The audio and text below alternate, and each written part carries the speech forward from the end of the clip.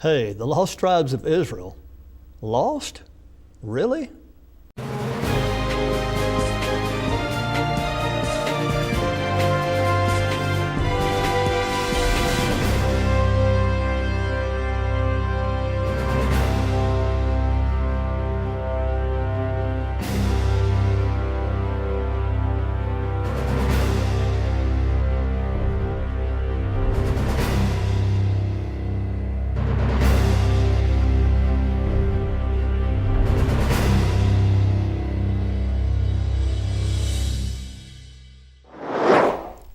Greetings, I'm David Brett, here with Roger Norman, bringing you Revealing the Truth. Today we have a special continuation and a closure on the 10 tribes of Israel, or the lost tribes of Israel.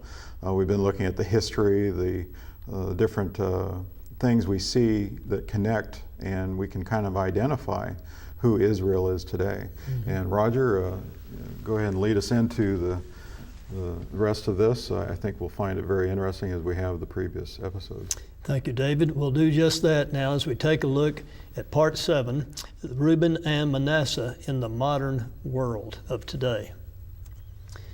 Racial superiority is one thing we need to make very ultra clear, and that is there's no racial superiority with Yahweh. Red, yellow, black, and white, we're all precious in His sight. And when the children of Israel went out of Egypt, heading towards the Promised Land, that's a great picture for then and now and through our ages, that we're all invited to go to the Promised Land. Now, true, we Israelites have the responsibility to share with others and to help bring to the Promised Land. And in Ephesians 2 and Ezekiel 47, we see that Yahweh has in effect leveled the playing field. The strangers are welcome in. Even though you're not a physical Israelite, come join up spiritually. Yet many of the biblical blessings and promises pertain only to the Israelite nations, and the New Testament does not annul these unique blessings and prophecies. Joshua says in Matthew 5, I am not come to destroy the law or the prophets. Next, let's look at the blessings. If we can find the nations today who have the blessings, then it's just that easy to identify the so-called lost tribes. We want to find the tribes or nations which have received these, and a few of them are national wealth and power, natural resources, possession of the gates of the enemies. And here are some of the blessings that I have shown here on the screen, and the ones that I have an asterisk by are the ones that I'm basically using in this presentation, but you'll want to look at the others also. Let's look at the tribe of Reuben, the passionate firstborn. For he, Reuben, was the firstborn, but because he defiled his father's bed, you remember the sex with his stepmother, his birthright was given to the sons of Joseph, the son of Israel. Bottom line, Yahweh and Jacob could not trust his lack of self-control. What nation is that in the world today? I'm convinced it's France. Instability. Cabinets of governments which have changed at an incredible rate. The Americana, during the 70 years of the Third Republic, 1875-1945, more than 100 cabinets succeeded one another in France. And it goes on to say the main cause of their instability was the lack of disciplined parties, lack of self-control. As a result, Reuben lost his inheritance rights. Back then you could, and even now, you can disinherit your children in many jurisdictions, lands throughout the world. And though he was entitled to the birthright as the firstborn, he forfeited that. Now question, did Reuben, and we can assume his descendants, dislike the fact that he could be disinherited? I would think so. As a result, there are now forced heirship laws in France and to a certain extent in Louisiana, here where they follow the Napoleonic Code. Now what do I mean by forced heirship laws? You must give an inheritance to your children. You cannot avoid that. Forced inheritance laws, where in other states, jurisdictions, you can leave it to anyone you choose, which of course is usually your children. Ephraim and Manasseh, the birthright tribes. Joseph, their forefather, they have inherited his ability to organize and manage large enterprises. Joseph's dreams, his brothers would bow down to him. So we can expect other nations to, in effect, be looking up to these leading nations of Manasseh and Ephraim. Forgiving and merciful, that's a character trait of Joseph, which was passed on down. Magnanimous towards former enemies, as were the Scythians and the Parthians, as well as the Goths, who conquered the Romans. Great Britain, Ephraim, we have seen. Commonalities with its brother Manasseh, a common language, and as historian Rice wrote in discussing the Scythians and the Parthians, they were a people who spoke the same language and were linked by some sort of racial tie. And now, talking about language, let's take a little rabbit trail here just for a moment. Is there any evidence that our English language derives from the Hebrew? Well, according to the Jewish Encyclopedia here, no evidence whatsoever. But if we look in the right places, and here's a book entitled The Word by Isaac Mosenson, a Jewish man, and there's a comment regarding the book, very supportive. There is some support for the thesis that all human languages derive from a single mother tongue. The Word makes a strong case for Hebrew being that language. And that comment's made by Professor Alvin Schiff of Harvard University. The Word is a unique reference text that traces the majority of our English words back to their ultimate origin in Hebrew, biblical Hebrew. What is that you see on your left? That's a 4. What's that you see on your right? That's a 4. Looks like an upside down H, but we use both of those forms here in America, don't we? Well, it just so happens that the 4th letter of the Hebrew alphabet, the Dalet, is also the numbering letter for in Hebrew. They number there by letters, as that's their numbering system. There's the D on top, and you can see how it evolved over time in ancient Paleo-Hebrew, and see now why we use 2 forms of a 4. What's that we see there? That's an X. Hey, make your mark. Sign your signature. Make a mark. Well, it just so happens that that X is the Hebrew Tav, the last letter of the Hebrew alphabet. And Job, in Job 31:35, says, "Oh, that I had one to hear me. Behold, here's my signature, my Tav, my X, my mark. Let the Almighty answer me." And now you know how we get that X that some folks have to sign their signature by. That's mentioned in other places in Ezekiel too. Anna, the Hebrew name, you remember her in the Bible.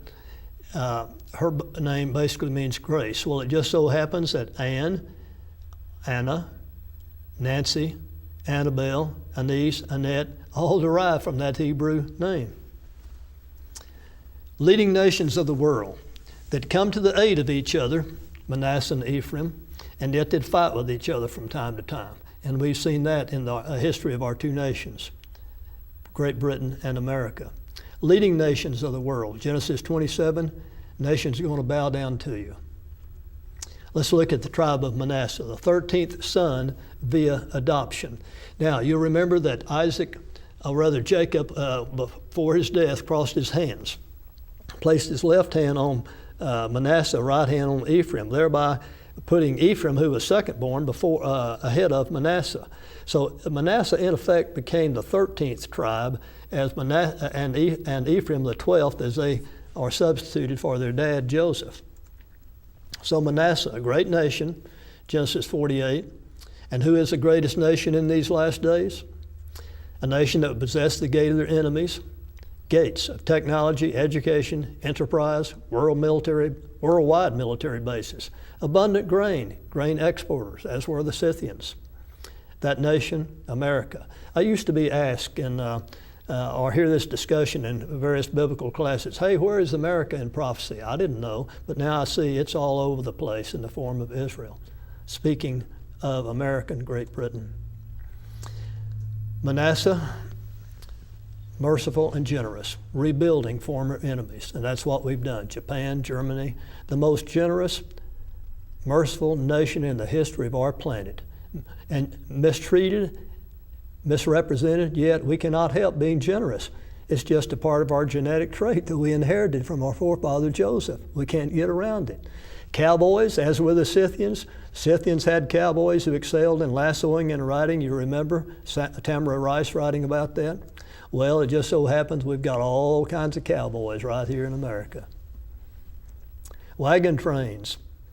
The wagons in which the women and children traveled had 4 to 6 wheels. They were covered with felt roofs. Little clay models of these prototypes of modern caravan wagons have been found in Scythian burials. And yes, we are a nation of wagon trains. That's the way we got started. You might, so to speak, say we have wagon trains now and all these semis going up and down the highway. Gates, military bases all over the world. We have them. Military technology.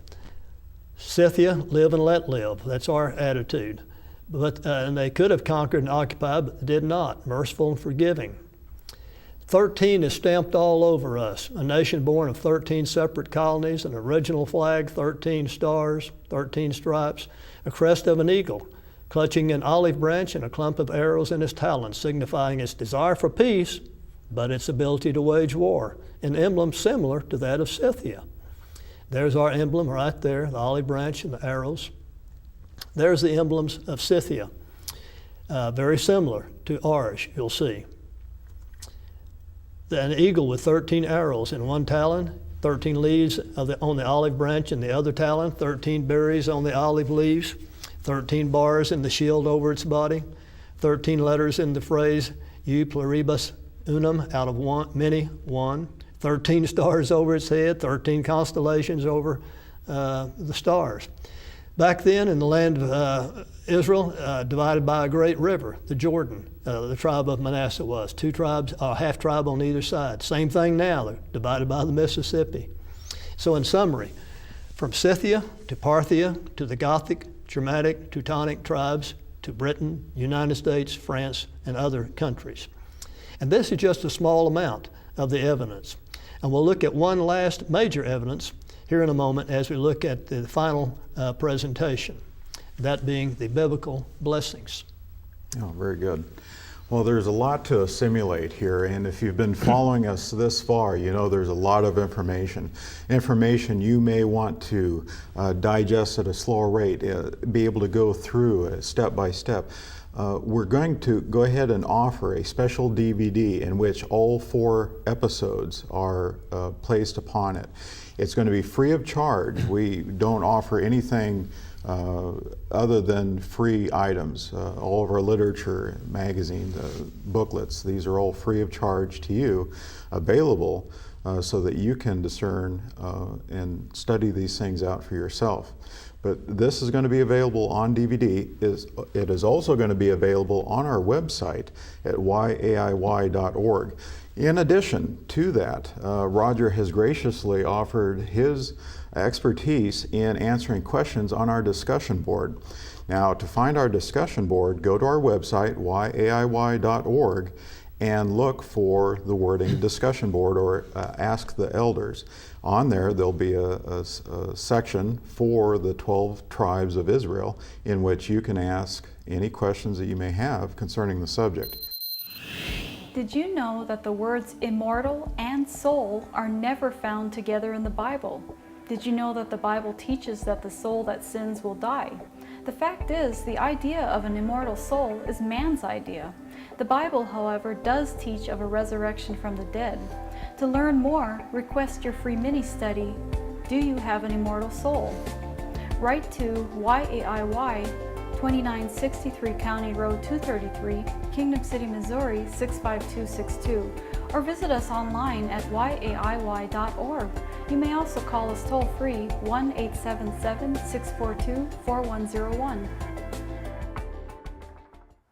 There are so many distractions today. The internet, television, these type of things, taking us away from the Word of Yahweh, in which we should be spending time in, reading the Word, and finding out what we should be doing as a people. Find out more at yaiy.org.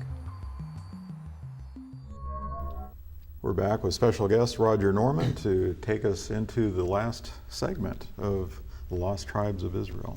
Thank you, David. I look forward to this as we now look at Manasseh and his blessings. The United States of America as clear to me as can be that we are indeed Manasseh. Let's look at these blessings, rehearse them. Look at them again. Isaac that he gave to Jacob. Now Elohim give you of the dew of heaven and the fatness of the earth and abundance of grain and new wine. May people serve you and nations bow down to you. Be master of your brothers, and may your mother's sons bow down to you. Cursed be those who curse you, and blessed be those who bless you. North Korea, they curse us, they're cursed. They can hardly feed themselves. South Korea, they bless us, they're blessed coming and going.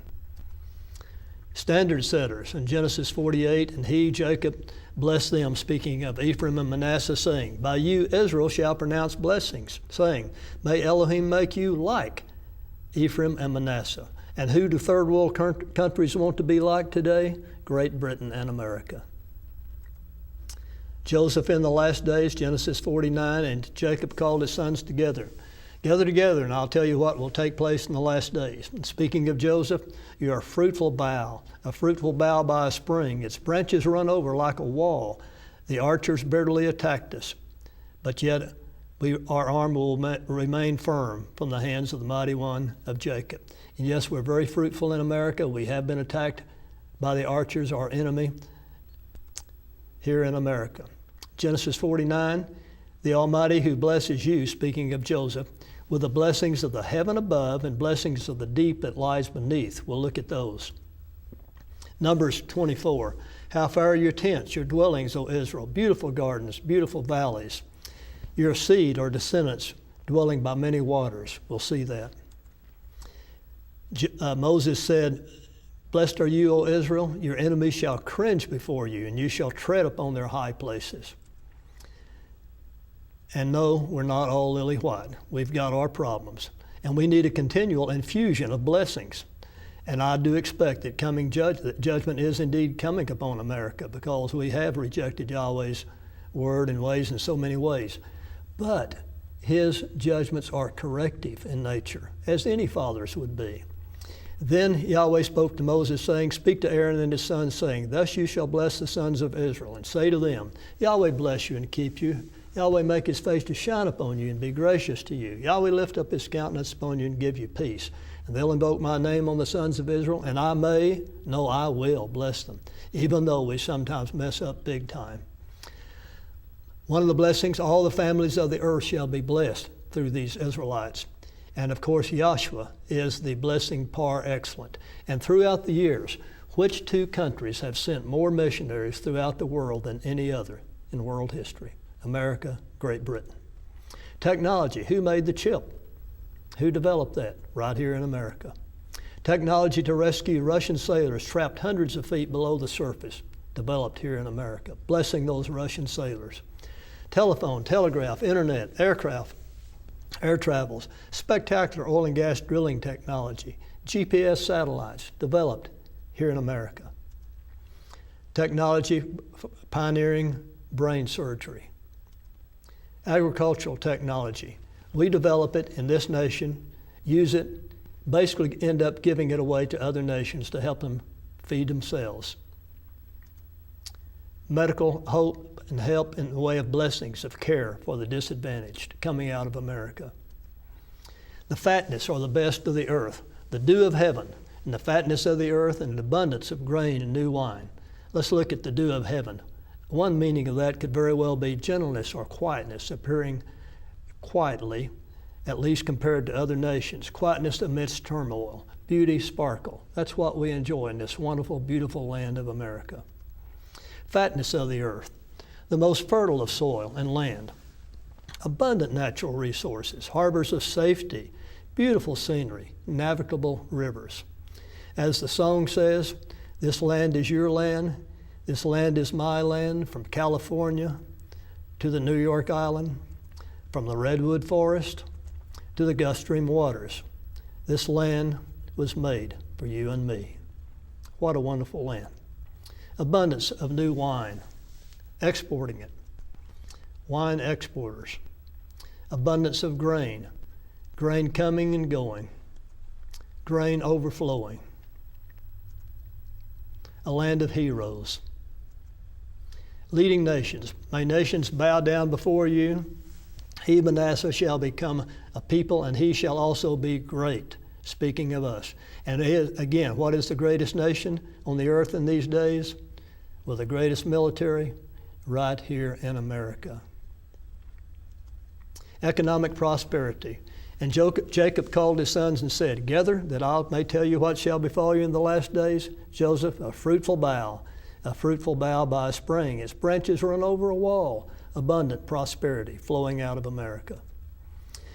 May Yahweh make you like them. So others want to be like us, a language which the world wants to learn, and to be where we are, to go where they are. So we can expect to see immigrants, lots of immigrants, as the song says, coming to America. Every place that flag is unfurled, coming to America. On the boats and on the planes, coming to America today. Welcoming the immigrants. Blessings of the heaven above. Space technology. Sending men and women into space. What does it take to get there? What does it take to bring them back? What does it take to keep them there? Throughout the years, that technology brought about through NASA has brought about something called NASA spinoffs. And I would encourage you to get on to Google, check NASA spinoffs, and you'll find all kinds of abundant blessings flowing out of the heavens above where we went to. For example, breast cancer detection, laser work, vision improvement, digital infrared imaging, anti-shock garment and equipment coming out of NASA.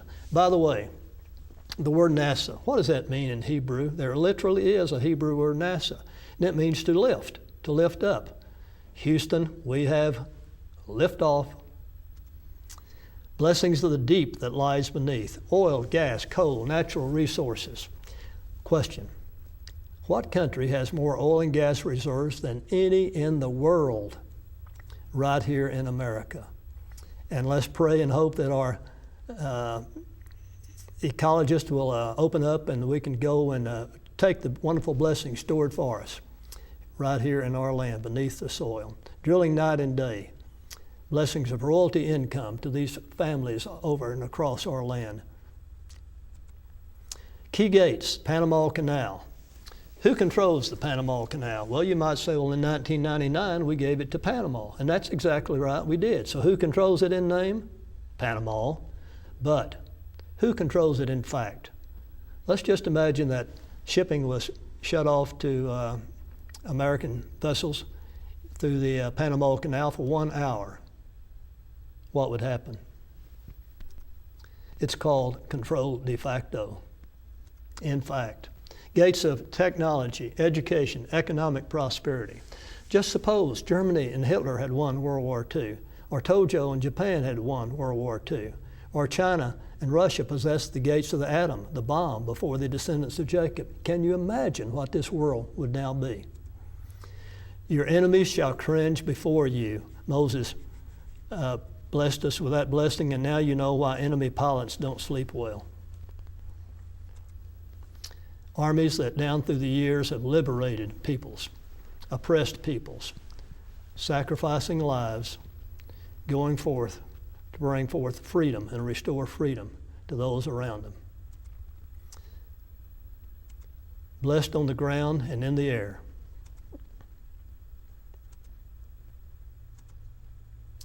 And on the sea, beneath the sea. Greatest military in our nations, in the world's history. And all at a very great price, tremendous price. Young soldiers giving their lives for us. In effect, trying to keep the lid on this planet until Yahshua returns. A young widow, one last night next to her husband's body. Cemeteries full of those who have sacrificed their lives to in turn be a blessing to others, and yet coming right back, taking on evil, trying to shut it down in these countries Yahweh bless America? Guess what? He has. A caring nation, caring for the innocent and the helpless. I will make you a great nation. Genesis 12, Yahweh told Abraham. And guess what? A great nation dwelling by many waters, Numbers 24, he has. And you shall tread upon their high places, Deuteronomy 33, we have. I have loved you with an everlasting love, O Israel, Yahweh says of us. And truly he has. He has loved us, and oh, may we love him, the one who has poured out these blessings abundant upon us. The word bless, to make holy by religious rite, sanctify, invoke divine favor upon, to give honor or glory to as divine or holy, to confer well-being or prosperity upon. We have received that blessing, those blessings especially, to endow with a talent, beauty. Now you know why we can invent these various things here in America and in England and other places among the 10 tribes. We've been blessed with these talents to grant happiness, health, prosperity, to protect against evil or harm. That's our assignment, part of our job and assignment. So as we come to the end of this conclusion, let's think, what does it all mean to us? Number one, we're to bless others. We're made in his image. First thing he did is bless, therefore we are to bless. His word does not fail. We can realize that and act upon it. And it gives new light to Scripture based on now what we know now about who we are. It shows us our responsibility to carry Yahshua and his good news to those and in effect bring them to the promised land. Are we a physical Israelite? Sure. But spiritual Israelite, much more important, essential. And if you haven't invited Yahshua into your life and given him your life, I would encourage you to do that now. The Aaronic blessing, Yahweh bless you and keep you. He has kept us down through the years. Now, the sources that I've used, I highly, highly recommend these from Stephen M. Collins. I recommend you look at his website, get on there, wonderful information, the 4 books that he's written, and then the other sources I've used are right here, and you can stop your video and look at those. Thank you again. It's sure been a wonderful opportunity, a wonderful time being right here with you and sharing this information. It's been a blessing, and if you'd like to contact us for further information, please do so.